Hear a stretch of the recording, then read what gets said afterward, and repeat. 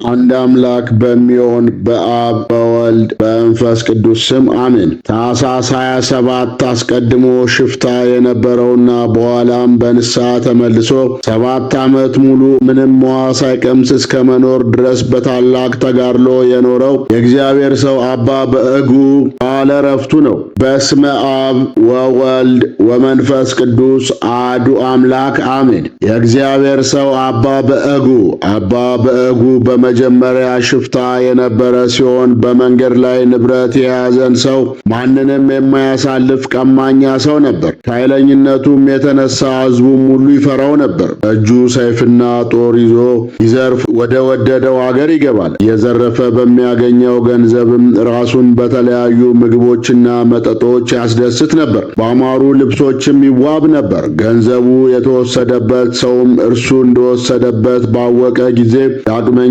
መጥቶ የተረፈውን ቀምቶ እንዳይወስድበት ምንም አይከሰውም ነበር። በጉልምስናው ኃይለኛና ብርቱ ስለነበር ወደ እርሱ ማንም አይቀርብም ነበር። በእንደዚህ ያለ የወንብድና ሥጋ ብዙ ዓመታት ከኖረ በኋላ አባ በእጉ በስም ክርስቲያን ነበረና ከዕለታት በአንደኛው ቀን መንፈስ አነሳስቶት ወደ ቤተ ክርስቲያን ሄደ። ካህኑም ባየው ጊዜ ከመንገድ ገለል አደረገውና የሕይወት ዘመንን ሁሉ በከንቱ አሳለፍ። ዛሬ ስማ ልንገርህ፣ በዘመንህ ፍጻሜ እግዚአብሔር ይጎበኛል፣ መንፈስ ቅዱስም ያድርብሃል። ፍጹም መነኩሴ ትሆናለህ። በብዙ መከራና ተጋድሎ ትኖራለህ።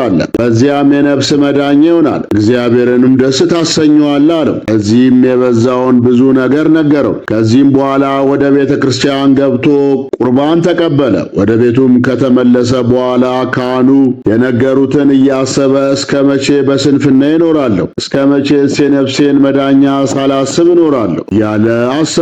ከዚህም በኋላ ከዘመዶቹ ተለይቶ ከአገሩ ወጥቶ ሄደና ወደ ባህር ዳርቻ ደርሶ የቅዱስ እስጢፋኖስን ቤተ ክርስቲያን እጅ ነሳ። የመነኮሳትም ማኅበር ገብቶ እነርሱን ማገልገል ጀመረ። አባ በእጉ በእግዚአብሔር ጥሪ ወደ ልቡ ተመልሶ ከመነነ በኋላ ግን እስከ ሞተበት ዕለት ድረስ የላመ እህል ሳይቀምስ ኖረ። ምግቡም የዛፍ ፍሬና ሜዳ ላይ የሚበቅል ቅጠል አደረገ። አብይ ጾም ሲመጣም ከሰኞ እስከ ቀዳሚት ሰንበት ምንም ሳይቀምስ የሚጾም ሆነ። ውሃንም ሳይጠጣ ኖረ። ማንም ሰው ሳያውቅበት ለ5 ወር ምንም ውሃ ሳይጠጣ ተቀመጠ። 5 ወር በኋላም የመላእክት አለቃ ቅዱስ ሚካኤል ወደ አባ በእጉ መጣና የእግዚአብሔር ሰው ሰላም ላንተ ይሁን፣ በምን ትታወካለህ? ምንስ ያሳዝናል? አለው። አባ በእጉም ጌታዬ ከዋጥም የተነሳ በጣም ስለተጨነኩ ነው አለው። መልአኩም ነጥቆ ወደ ገነት ወሰደውና ከገነት ቅጠል አንስቶ አቀመሰው። ወዲያው የአባ በእጉ ሰውነት ታደሰች። ከዚህም በኋላ ውሃ ሳልጠጣ ተጋድሎዬን እፈጽም ይሆን የሚለው የሕሊና መታወክ ከእርሱ ጠፋለት። ዕለታትም በአንደኛው ቀን አባ በእጉ ለሚወደው ለአንድ ወዳጁ ለማንም እንዳይናገር በእግዚአብሔር ስም ካስማለው በኋላ ለ5 ወር ምንም ውሃ እንዳልጠጣ ሚስጥሩን ነገረው። ያ ወዳጁም ይህን ሲሰማ ደንግጦ አለቀሰ። አባ በእጉም አብሮት አለቀሰ። ወዳጁም እስከ ዛሬ ከውሃ የተከለከለ በማን ዘንድ ሰማ? አሁንም ቅዱሳን መነኮሳቱና አበምኔቱ አያምኑም። ይህ ምስጢር ዛሬ ብሸሽግ በመጨረሻ ይገለጣል። ሕዝቡ ነገሥታቱና መኳንንቱም ይህን ነገር ይሰማሉ፣ ነገር ግን አያምኑም። አሁን የምነግርህን ስማኝና ትዕርምቱን ትተህ ውሃ ጠጣ አለው። የእግዚአብሔር ሰው አባ በእጉም የነገርከኝ ሁሉ እውነት ነው፣ ሐሰት የለውም። ነገር ግን እኔ ከዚህ በኋላ እስከ ሞት ድረስ ዳግመኛ ውሃ እንዳልጠጣ ስለ እግዚአብሔር ትቻለሁ። ሰዎች ባያምኑም እኔ ምን ገዶኝ? ነገር ግን በዚህ ገድል እግዚአብሔር ረዳት የሆነኝ ዘንድ ጸልይልኝ አለው። ከዚህም በኋላ የእግዚአብሔር ሰው አባ በእጉ ብረት አመጣና ሰንሰለቶቹን ይሰራለት ዘንድ ለአንጥረኛ ሰጥቶ አሰራ። ያንን ወዳጁን ጠራውና እጆቹንና እግሮቹን በብረት ችንካር እንዲያስረው አዘዘው። አበምኔቱን ጥራልኝ አለውና ጠራለት። አባ በእጉም አበምኔቱ አቡነ ኢየሱስ ሞዐ ሲመጣ በፊቱ ሰገደለት ጸለየለትና አባቴ ሆይ የእግዚአብሔር ትእዛዝ እፈጽም ዘንድ በላይ ላይ ጸልይልኝ አለው። ከዛሬ ጀምሮ ከባቴ አልወጣም፣ ሰውም ወደ እኔ አይገባም አለው። አቡነ ኢየሱስ ሞዐም በላዩ ከጸለየለት በኋላ ለእኔም ጸልይልኝ አለው። አባ በዕጉም በቅዱስ ሚካኤል በዓል ቀን በአባ ኢየሱስ ሞዐ እጅ ቅዱስ ቁርባንን ከተቀበለ በኋላ እጆቹንና እግሮቹን በብረት ችንካር ታስሮ ብቻውን ዘግቶ በጽኑ የተጋድሎ ሕይወት ኖረ። በዓቱንም ዙሪያውን መውጫ መግቢያ እንዳይኖረው መረገው። ለምግብ የሚሆነውን የዛፍ ፍሬና የሜዳ ቅጠል ማስገቢያ የሚሆን ትንሽ ቀዳዳን አበጀና ያወዳጁ ያስገባለታል። አባ በጉም ያንን በ3 ቀን አንድ ጊዜ ብቻ ይመገባል። የእግዚአብሔር ሰው አባ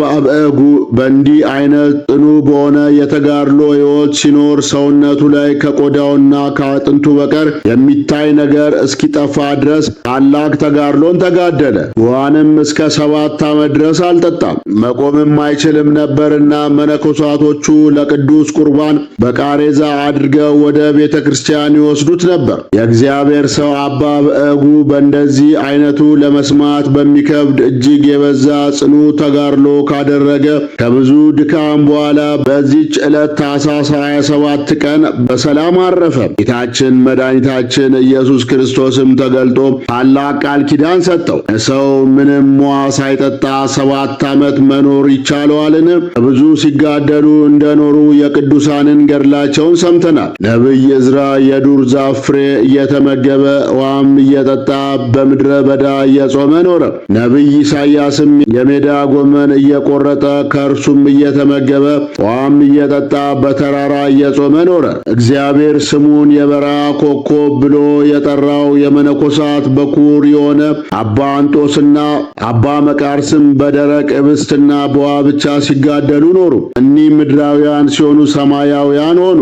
ነቢይ ኢሳይያስም በኅብስትና በውሃ ብቻ በምድረ በዳ ሲጋደል ኖረ። ይህ የእግዚአብሔር ሰው አባ በዕጉ ግን 7 ዓመት ሙሉ ውሃ ሳይቀምስ ኖረ። ከመነነ በኋላ እስከ ሞተበት ዕለት ድረስ እህል የሚባል አልቀመሰም። እርሱ ግን ራሱን በእግዚአብሔር ፊት ዝቅ ያደርግና በትሕትናም ሆኖ ስለ ኃጢአቱ ሁልጊዜ ያለቅስ ነበር። ይህም የእግዚአብሔር ሰው አባ በጉ ይህን ሁሉ የተጋደለ በራሱ ኃይል አይደለም፣ በእግዚአብሔር ኃይል ነው እንጂ። አንተም ወንድሜ ሆይ ራስህን እወቅ። ምንም ተጋድሎን ብታደርግ ጾምኩ፣ ተራብኩ፣ ስለ እግዚአብሔርም ብዬ ራሴን አደከም፣ እግዚአብሔርንም ስላገለገልኩ በሥራዬ ድናለሁ አትበል፣ መጨረሻውን አታውቅምና።